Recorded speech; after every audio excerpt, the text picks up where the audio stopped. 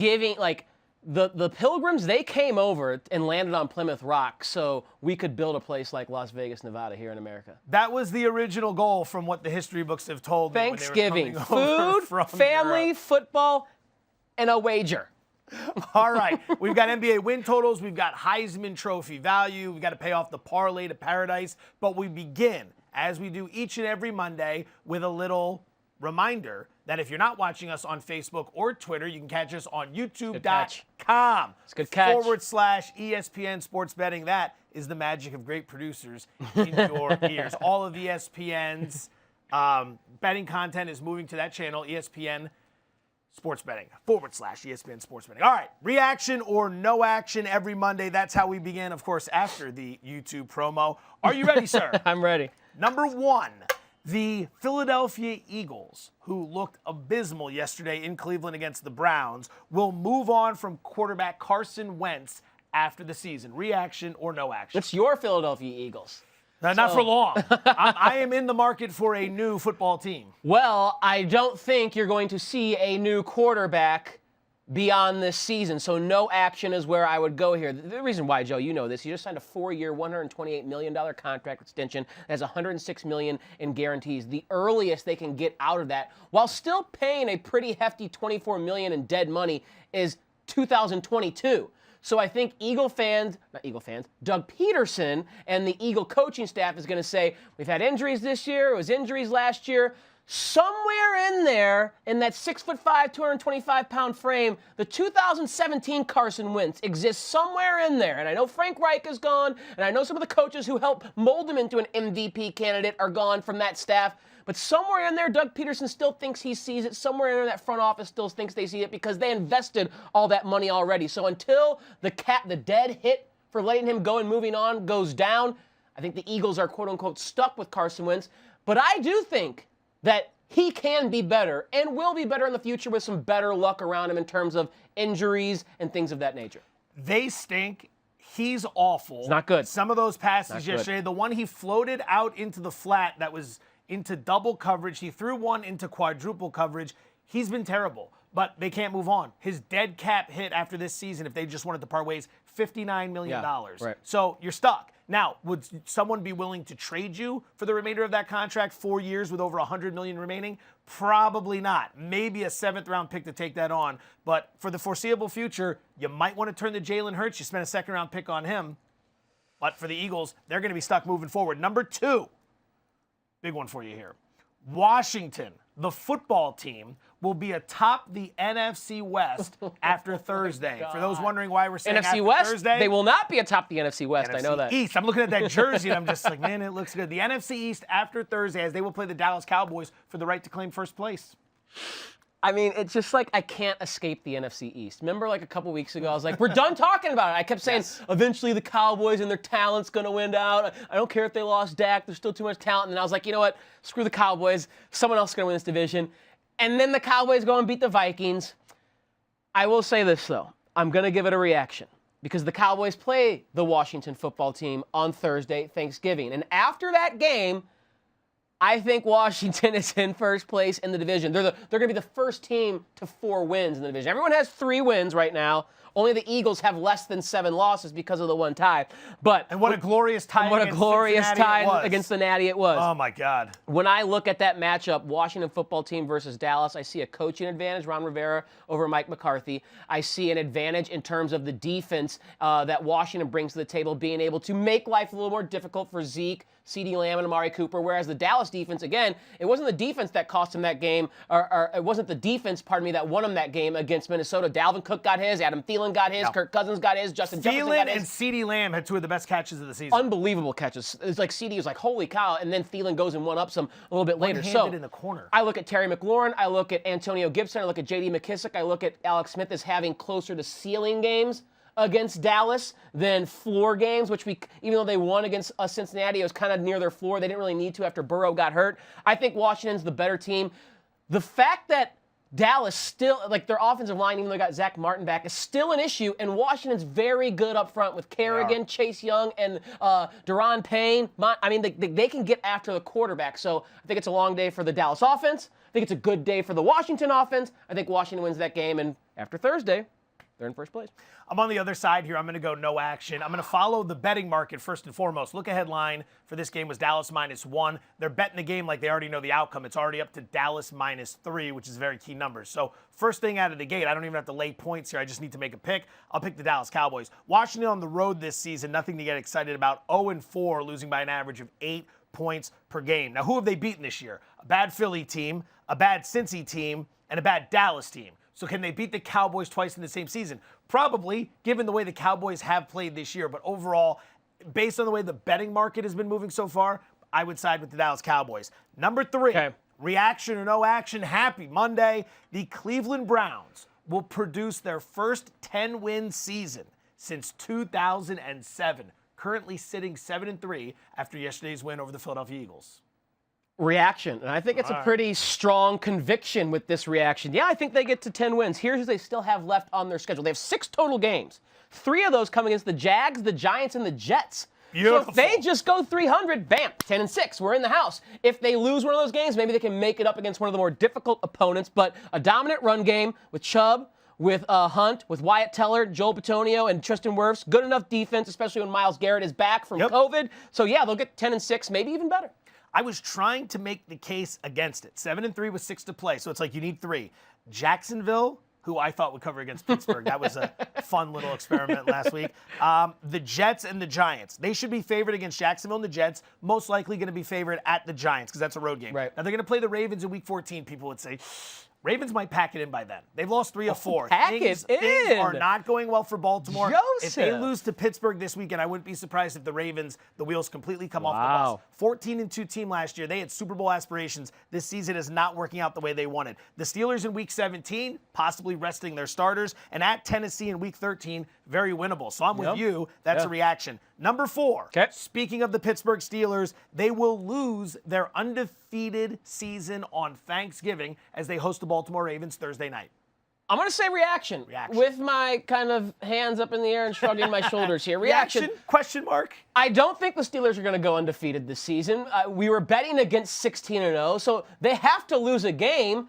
And the most likely game on their schedule to lose based on the probabilities, based on the strength of their opponent, would be this matchup with the Baltimore Ravens. It's the most difficult one they have left on the schedule. Baltimore's desperate, coming off a loss. Pittsburgh is not quite as urgent since they're 10-0 and now have, a 3-game lead in the division over the Cleveland Browns, and they still have that game lead for the 1 seed over the Kansas City Chiefs, although that does matter. You probably want to have the 1 seed locked up. No doubt. So I say, sure, why not? Reaction, they have to lose a game because I'm betting they don't go undefeated. So where do I find it on the schedule? The most likely outcome. Remember, the Ravens were probably the better team in the box score in that first matchup where they lost to the Steelers. I would have to go against you on this one. I'm going to take the Steelers. They're a 3.5-point favorite, and today some news broke that a bunch of Ravens tested positive for COVID-19 after yesterday's Most game. notably the running backs, J.K. Dobbins and Mark Ingram. There you go. So you got to wonder, is the game going to be in doubt from how many starters, how many key players from a Ravens perspective are going to be able to play? They're banged up along the defensive line as is, and they can't play from behind, as we've been telling you on this show for weeks. Kansas City, New England, Pittsburgh, Tennessee, they can't figure it out. Lamar Jackson has regressed. They're not going to give him $40 million this offseason. You have got to let that ride for at least another year to figure it out. So that's the problem. I see Pittsburgh. I'm not saying they cover the 3.5, but I can't get behind the Ravens to win that game. Okay, bonus reaction or no action then. Make it quick. If the Steelers win this game, do they go undefeated? No, they're not going to go undefeated. There's going to be a spot somewhere along the line where the offense isn't good enough. They're good, but the offense isn't good enough. Someone's going to catch them at some spot. But the Chiefs are pressing them. They're right there, one game back. Making them work. Only one bye week Making this them year. work. All right, speaking of the AFC, loaded with talent this season. Absolutely loaded. And if you take a look at the current standings when it comes to the 7, that's right, 7 playoff spots this year, Pittsburgh, Kansas City, Buffalo, and Indianapolis are your division leaders, with Tennessee, Cleveland, and the Las Vegas Raiders. Shout out Boomer. Rounding out the 3 wildcard spots. You'll notice Baltimore is currently not a playoff team. Neither are the Miami Dolphins, who lost to Denver yesterday. So what I want to know, and I think more importantly what the people want to know, when the playoffs are set in a few weeks, what's Tyler Fulgham's 17 lineup looking like? Do you mirror that? Is that the playoffs? It changes. And keep in mind, with the 7 teams, only the 1 seed gets a first-round bye. Then the remaining 6 play one another. So big difference between 1 and 2 seed. I do think Kansas City runs down the Steelers. I think Kansas Kansas City ends so up with we're the flipping 1. 2 and 1. The Steelers end up with the 2. All right. I think the Indianapolis Colts are the team that wins the AFC South, and the Titans are a wild card team. So you have the 4 division winners: Kansas City, Pittsburgh, Indy, Buffalo. The best wild card team as the 5 seed being Tennessee. The second best being the Cleveland Browns, who get the 10 wins. And then I do think the Baltimore Ravens sneak in there as a 9 or 10 win team. I think Baltimore can get to 10 wins. I think they definitely get to 9, but I do not think that either the Las Vegas Raiders with their suspect defense, Miami now with their quarterback issues, are going to be playoff teams. They're having great seasons, wildly exceeding expectation. But Baltimore was my Super Bowl pick before the season started, so I better have them in the darn playoffs right now. So roll with them until they're officially roll with eliminated. them until the clock says 0, the glass slippers come off. Roll damn Ravens. Roll damn Ravens. As they say nowhere. All right. Some agreements, some disagreements with my esteemed colleague. Yes, I believe Kansas City is going to run down the Pittsburgh Steelers. They're at Tampa Bay and at New Orleans. That's it for their toughest games left. Pittsburgh's schedule is going to be a little bit more challenging. They still have Baltimore, Buffalo, Indy, and Cleveland, which is why there's going to be a flip. Buffalo at 3. Outside of hosting Pittsburgh, remaining games include hosting the Chargers, win, Dolphins in cold weather, win. They have to visit the Niners, Broncos, and Patriots, all winnable games as well. The Colts were my team to win the division before the season started. I see no reason to bail on that now. Cleveland is going to get the 5 spot. They're 7-3 with games against Jacksonville, the Jets, and the Giants, as we talked about. They could beat Tennessee in Week 13. 6 is going to be the Baltimore Ravens. I don't trust them. I don't like them, but they've got Dallas, Jacksonville, the Giants, and the Bengals on the schedule. That's 4 wins, especially with no Joe Burrow. And I'm going to go with the Raiders at 7. You're right about the defense. We saw it last night on the final drive. Completely blew that last assignment that led to the Kelsey touchdown. But look at the schedule. The Falcons, the Jets, the Chargers, and the Broncos. They get Miami at home. The toughest test left is the Indianapolis Colts, and that is going to be in Las Vegas as well. I think they're going to find their way in. What happened to you at some bachelor or bachelorette party in Nashville? What is your thing against Tennessee? You have been anti-Tennessee this whole year. Most of the year, and also a lot of last year. I did play them yesterday against Baltimore because now I'm anti-Baltimore. Okay. But it's just something curious about the team being a little bit on thin ice. They don't win comfortably. Right, that's the thing. I like comfort. I like the Alabamas of the world. All right, Monday Night Football, 8:15 p.m. Eastern tonight on ESPN. It's a good one. Great week of primetime games. We got the Cardinals and the Seahawks on Thursday. We had a great one last night between the Chiefs and the Raiders, and now we get your Los Angeles Rams catching 4.5 points, traveling to Tampa Bay to take on Tom Brady and the Buccaneers. Let's start with this. What kind of a game do you expect tonight? Shootout? Slugfest? More than likely a slugfest. Of course, these teams can shoot out because they have offensive weaponry, and anything like that can happen. But I do think this is going to be a game where the defenses kind of star Aaron Donald, Jalen Ramsey, the Levante David, Shaq Barrett, the Ndamukong Suh, the group they have for the Buccaneers. The Buccaneers are number 1 in the NFL in terms of stopping the run. Average yards per rush. The Rams are number 1 in the NFL in just yards per play allowed to offenses. The Bucs are 3rd in that metric, by the way. The Rams are 2nd in scoring defense behind only the Ravens. The Bucs are 8th. So you have 2 top 10 defenses. He's not even looking at his notes, by the way. I want to make that clear. You're just going right off the memory. I know these things because I look at Rams games very intently, and this is obvious. This is a key matchup. I've been losing sleep over this. This is a key matchup for both teams. Right now, we look at the Saints.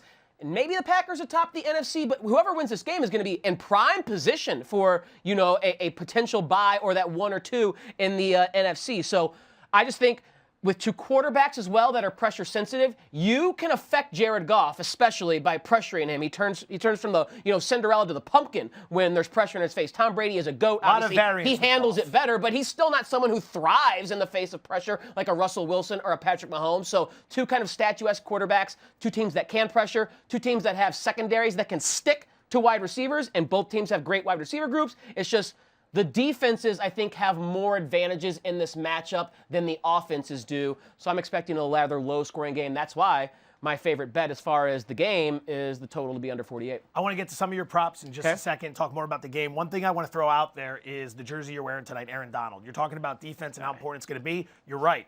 Go back to the Super Bowl when Brady and the Patriots faced Aaron Donald in a 13-3 game, very low-scoring affair. Aaron Donald in that game, 0 sacks, 0 tackles for loss, 1 quarterback hit. The game plan on him was fantastic. Number 1, you run it right at him. Number 2, you hit him as often as possible to wear him down. And number 3, you use your tight ends and your running backs to chip on the outside so you can dedicate 2 or 3 offensive linemen. Sometimes 3 offensive linemen. I went back and watched some of it this morning on Aaron Donald. That's how you limit him. Now, Brady played in that Super Bowl, and so did Rob Gronkowski. They are with the Buccaneers now. You got to figure some of that has been discussed this week during the game plan. Ndamukong Suh was on the other side of the ball in that game. He's now with the Buccaneers. He knows how it works. So that's going to be the game within the game tonight. How do you block Aaron Donald? Now, show's called Bet. I know you got props. You hit your big one yesterday on Daily Wager. Taysom Hill would score a touchdown, and he scored 2. So what do you got for us tonight?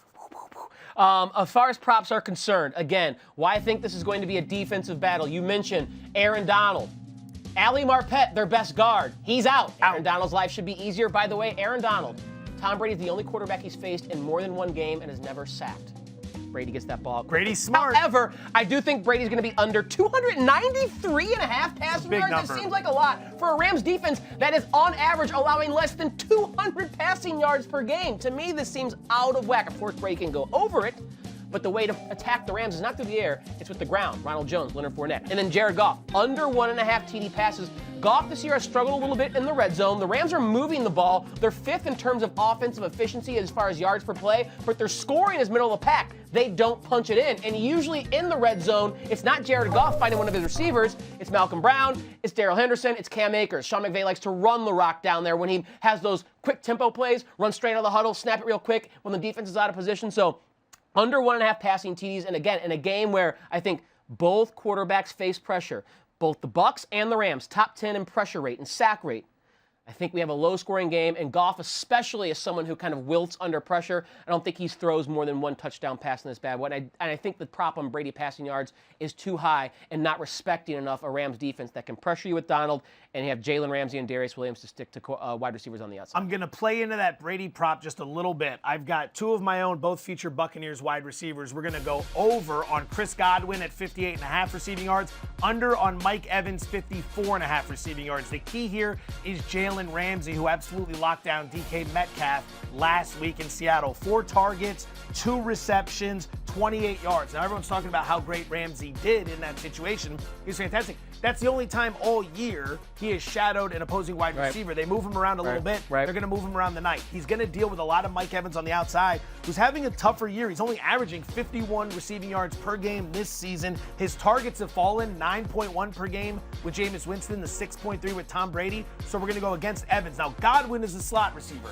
He won't see much of Ramsey, and as a result, he's the over that we like. He is averaging 68 receiving yards per game this season. 4 of the 6 games, he's gone over that total. I like Godwin over, Evans under. Instant reaction, 10 seconds or less. Yeah, I do think that was my play with Mike Evans. I do think if there is success for the Buccaneers through the air, you want to target Troy Hill in the slot. You stay away from Ramsey and Darius Williams on the perimeter, although I do think Ramsey's going to move inside sometimes in that star role that he plays for Brandon Staley and see some of Rob Gronkowski.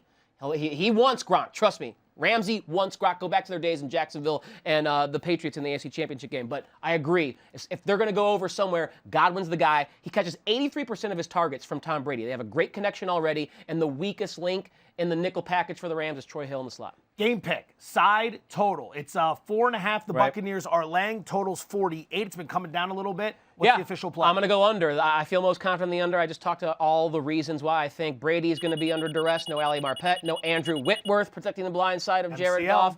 The defense is being great. So under 48. It was 48 and a hook earlier in the week. It has come down. Again, I think we're looking at a 21-17 type of game, a 24-20 type of game. I do think the Bucs win, but with that extra hook for the Rams, it's just talking in my ear. You want the extra hook? But like cologne. Definitely more confidence for me, more conviction at least, rather than betting aside to bet the total under. I will be laying the 4.5 with the Tampa Bay Buccaneers in this spot, so I hope it's 24-19. Okay. According to one of your pre-projections. 5th trip in 10 weeks to the Eastern time zone for the Rams. That is absolutely brutal. They're coming off the huge win against Seattle. You got to immediately turn around and get ready for Kansas City in this situation. Whitworth's down, like you said. The Rams this season have been very good at home in Los Angeles. They're 4-0, but when they venture out onto the road, 2-3 straight up, 2-3 against the spread. We'll lay it with Tom Brady. We're hoping to win those bets. We can kind of recap some of our picks from this weekend. Parlay to paradise. As you can tell, We are not in paradise right now because we did not win the Parlay to Paradise. Let's take a look at our picks. For those of you who may be new, every Thursday's episode, we do a 9-team parlay for $50. This week, it had a chance to pay off $45,000. Not good. Desmond Howard came in. He was our special guest picker. Bit off there. I went 2-2. Thanks a lot, Jacksonville, for that field goal. Wasn't going to get it done against the only undefeated team in the NFL, and you are trying to grind at least one out tonight, my friend. That's 2 weeks in a row where I'm trying to grind out right. one on Monday Night Football. You know me, baby. I like to get us up to $45,000 by taking some long shots. Oklahoma State embarrassed themselves against Oklahoma at Bedlam. Oof. And, I'm obviously hoping the Rams win, but you're laying 4.5 for the Bucs. Here's how it is. Bucs win more often. If you're not going to hit them all, go ahead and lose. Exactly. Go ahead and get all the losing out of the system. Get it out of the system. Now, Desmond Howard missed. He went with the Arkansas money line against LSU. So we'll blame it on Desmond. It wasn't my blame fault. it on Desmond because I think that was the first one anyway. Well, speaking of Heisman Trophy winners, we're going to move from Desmond Howard, the infamous stiff arm, to the current Heisman Trophy odds. I'm going to give you a roulette chip for the best segue you have ever given on bet in the... Oh! This is Our producer just said that it came from her. Weimer. She does a terrific job. Okay, so you give that to her. You fake, you phony, you fraud. Yeah. Weimer, I did not try to take credit for the tease. You're the one who's trying to hype me up. I was more than content to move on with the segment and just leave it out there for how great of a tease it was. Or a transition, I should say. You weren't watching this weekend. Kyle Trask from the University of Florida is now your Heisman Trophy favorite after lighting up the skies. He has overtaken Mac Jones from Alabama, who has the Iron Bowl this week against Auburn. The Tide are 24.5-point favorites in that game. Justin Fields got the win, but Ohio State came nowhere close to covering against Indiana, and he had a bunch of early turnovers in that game. Those are the big games. He's not going to play many of them this year in the Big Ten. That's where you got to step up. Trevor Lawrence, the game against Florida State was canceled, so he didn't have a chance to put any tape out there. Yeah. Any more tape out there on Trask has been unbelievable. Don't get it twisted. 50-1 before the season started. Mac Jones is having the best season by a Mac Jones since the boxer and Mike Tyson's Punch-Out in 1987. Little Mac. Justin Fields, I do think he's kind of out of it now, even though we said before the season started only two guys can win it, Justin Fields or Trevor Lawrence. And I think Lawrence is 10-1 right now. All right, so hold on. Back on the field? All right, so I want to talk about that in just a second. Kyle Trask 50-1 before the season. Joe Burrow was 150-1 he came out of nowhere season last year. So the preseason favorites do not always run away with that. The last time a preseason favorite won, Marcus Mariota from the University of Oregon. Now the Heisman will be awarded virtually on January 5th, about a month later than it normally is. And the votes have to be in 2 days after the conference championship games. So you're going to be able to play out your season and your big-time matchups. Matters. Some guys have 2 to 3 to possibly 4 games remaining. What would you do right now based on the current odds that are out there? Would you play anybody? Would you get on the Kyle Trask bandwagon? I would not get on the Kyle. I would get on the Trevor Lawrence bandwagon. Really? I think that value is way too good for the guy who 10-1. was the overwhelming favorite who... Will we see Clemson in the ACC championship game? We should. We should see them as long as Trevor Lawrence will be back next time we do see Clemson on the field, whenever that is. Maybe they make up the game later against Florida State and there is that extra game. But when we see him get on the field, run through the rest of the ACC, then get in the ACC title game and probably win that bad boy with the extra 2 days for voters to look at that, I would bet Trevor Lawrence at 10-1. I think at this moment, right here, on Monday, November 23rd, whatever it is. It is the 23rd. That's the best bet. It's the bet. I'm with you. I'm with you on that. Right now, buying into Kyle Trask, you had every opportunity in the world to buy into Trask at a better price. You're getting the absolute worst price, and he's still going to have to beat Alabama in the SEC championship game. Good luck. Mac Jones, it feels like everyone you talk to, no one wants to rally around Mac Jones. It's like, yeah, it's a great coach, it's a great team. He's got Devontae Smith. He's got all these wide receivers and running backs and product of the system. And Justin Fields had his chance. Yeah, right. You're not going to get any more big games. Michigan stinks. Michigan State stinks. You're not going to have a chance to run it up. That was your big game, and you didn't play well enough. Trevor Lawrence has a chance to pad the stats against Pitt and Virginia Tech, and pad the stats he will. In addition to that, he really is the best football player in the country. Right. And the ACC championship game would be the rematch against who? Notre Dame. Notre Dame. The Fighting Irish of Notre Dame. And you go ahead and win that game in front of everybody. And they will bust Notre Dame in the mouth in that game. Everyone will look back and go, see, the only reason they lost the other game was because he didn't play. Exactly. He's the best player in the country. NBA win totals. surfaced last week. We talked about him on Daily Wager on Thursday, courtesy of Caesars William Hill. Free agency open late in the week. A lot of moves took place, most notably Gordon Hayward goes from the Boston Celtics to the Charlotte Hornets. That 4 years, $120 million. We're going to break An that odd down. maneuver Yeah, Gordon Hayward. I mean, I got not for Gordon Hayward getting $120 million guaranteed, but Yeah, great move for him. For Charlotte. He's probably sitting here listening right now. What's this guy talking about? It's a great move. $120 million. What are you making, buddy? That's what he'd be thinking. So I want to go over some of the notable moves, starting with the Los Angeles Lakers. They were 47. A bunch of us on Daily Wager last week said we like the under. They're now up to 47.5. Significant signings. Montrezl Harrell jumped over from the Clippers. Hello. Markieff Morris is there on the veteran minimum. back. They're bringing back Kentavious Caldwell-Pope. Do you still like the under for the Lakers? Marc Gasol is joining them now in the Dwight Howard role. So I actually have completely flipped my take on the LA Lakers for this upcoming season. I do think they go over 47. Really? I do think they win the 1 seed in the Western Conference again. LeBron James and Anthony Davis will probably play roughly 70 to 80% of the games. And when they play, they'll win 80 to 90% of those. Maybe that's probably a little too much. This is a lot of math, buddy. 70% of the 70 to 80 games, 70 to 80% of the games that they play. So that's 40 wins right there. You're almost halfway there. And when you add Montrezl Harrell, Dennis Schroeder, number 1 and number 2 in Sixth Man of the Year, Marc Gasol, who was the 4th best center as far as defensive real plus minus in the NBA last year. Sure, he's not as quick as he once was, but offensively he fits great as a passer and someone who can step away from the bucket and knock down threes at a better than 35% clip. And defensively, he still is a big body in there that you have to navigate around in the paint. Is he Dwight Howard athleticism? No, but he can get it done. They're just a deeper, better, more talented team on paper going into this year than they were when they won the chip last year, when they had the 1 seed last year. I think they go over now. Rob Pelinka did a marvelous job reloading this roster and making it better after the championship. LeBron talking about how he might want to take a month off. This certainly makes it easier because the team's a lot more loaded. There's going to be some growing pains. They got a target on their back, and there is going to be load management throughout the course of the season. I still go under, but it's not as confident as it was last week. Yeah. The Phoenix Suns were a team you were a huge fan of after they acquired Chris Paul. A lot of young talent on that team. They've moved from a win total of 37.5 to 38. Are you still with the over? I'm over. Chris Paul, when he has joined a new team, going back to when he was drafted by the Hornets/Pelicans, has cleared the over in the first year he joined that team in 3 of 4 stops. The only time he didn't was with the Clippers in a strike-shortened season when they won 40 games. Their total was 42. Suns went 8-0 in the bubble. Chris Paul makes them better. They're a playoff team, not a contender. Over. I was talking about the Milwaukee Bucks and going under last week. They were 51.5. It's now moved down to 51. I'm going to stick with that under. We are asking them to win 72% of their games, which has only happened 20 times over the last 10 years. Now, granted, 2 of those times were the Milwaukee Bucks in each of the last 2 years going over. But at some point, Milwaukee's got to ask itself, do we want to continue winning the regular season and impressing everybody with all these wins? Or do we actually want to make some noise in the playoffs? Who would have thought? Maybe ending your season a little bit deeper than you have been rather than just the Eastern Regionals, right?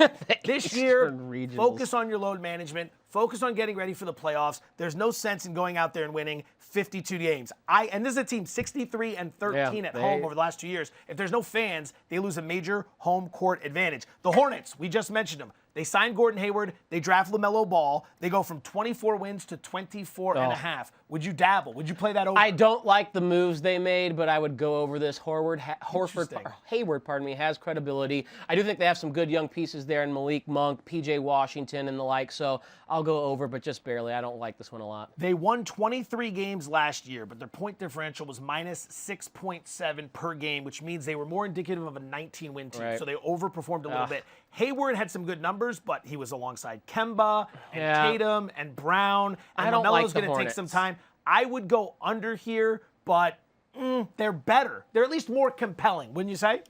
They are more compelling. LaMelo is he has the name. People will watch.